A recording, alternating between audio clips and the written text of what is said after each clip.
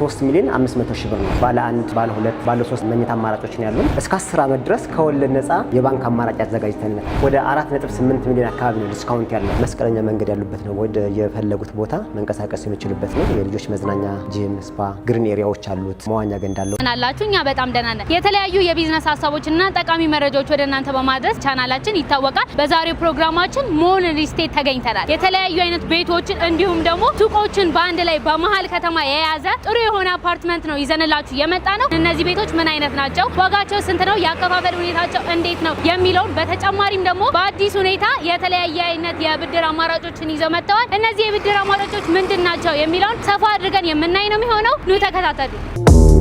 ሰላም እንደምን አለሽ? እግዚአብሔር ይመስገን። እንኳን ወደ ሞን ሪል ስቴት በሰላም መጣሽ። በጣም አድርጌ አመሰግናለሁ። እስቲ ዛሬ የት ነው የተገኘ ነው? አብራራልኝ። መልካም። ዝናቡ እባላለሁ የሞን ሪል ስቴት የሽያጭ አማካሪ ነኝ። ዛሬ የተገኘ ነው ሞን ሪል ስቴት ነው። ሱቅና አፓርትመንቶች ሳይቶቻችን ናቸው። እስቲ ያስመረቅነው ሱቆችም ስላሉ በደንብ ያለው ነገር ደግሞ ኦፊስ ገብተን በደንብ አማራጮችን፣ ሁኔታዎችን ሳይትም እያስጎበኘሁሽ በደንብ አብራራልሻለሁ።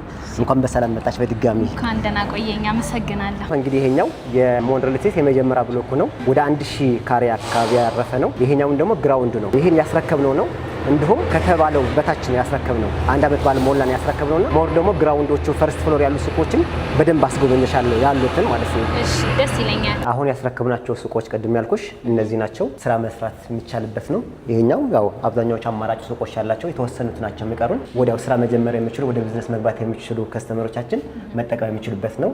ቆንጆ አማራጭ ነው ብለን የምናስበው አሁን ላይ። በጣም አሪፍ። እስቲ እነዚህ ሱቆች በምን አይነት የካሬ አማራጭ ነው የተዘጋጁት? አሁን ላይ ከ16 ካሬ ጀምሮ አማራጮች አሉ።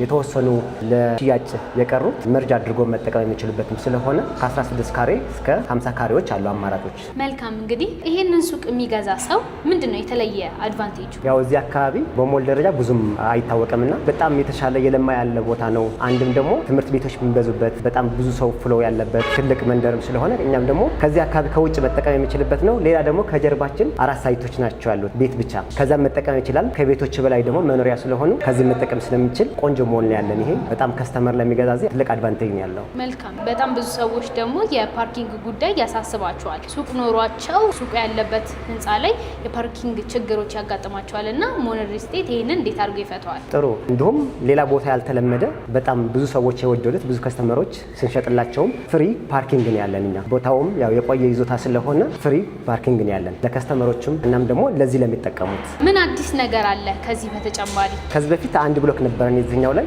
ሱቆቹ አሉ ለሽያጭ። ቤቶቹ እንኳን የምንጨርስ ሌላ ሳይቶች ጀምረናል። ሱቆችም ለሚፈልጉ ቀስ ብለው መክፈል የሚፈልጉ ከሆነ ለ1 አመት የሚቆይ አከፋፈል አላቸው። እዚህም ከግራውንድ ጀምሮ ከ16 ካሬ ቀደም እንዳልኩት እስከ 50 ካሬዎች አሉ አማራጭ ቤቶችም አሉን። ኮምፓውንድ ውስጥ 1-2 ብሎኮች ጨምረን ነው የመጣ ነው። በተጨማሪ ደግሞ አብዛኛው ሰው ያው ትንሽ የሚቸገረው ከስራው ጋር ባንክ ብድር የለውም። አብዛኛው የጨረቃ ቤቶች የሚገዙት እንዲሁም የቤቶች የመግዛት አቅም የማነስ ነው። እኛ ደግሞ 50%ን ከፍሎ 50%ን ከወለድ ነፃ የባንክ አማራጭ ያዘጋጅተንለታል። ይሄ ደግሞ በቃል ደረጃ ብቻ ሳይሆን በውሉም የምናካትተው ነው 50% ከወለድ ነፃ መሆኑ። ሞን ሪል ስቴት አዲስ የሆነ ነገር ይዞ እንደመጣ ሰምቻለሁ። ይሄንን አዲስ ነገር እስቲ ሰፋ አድርገህ ለተመልካቾቻችን ንገርልን።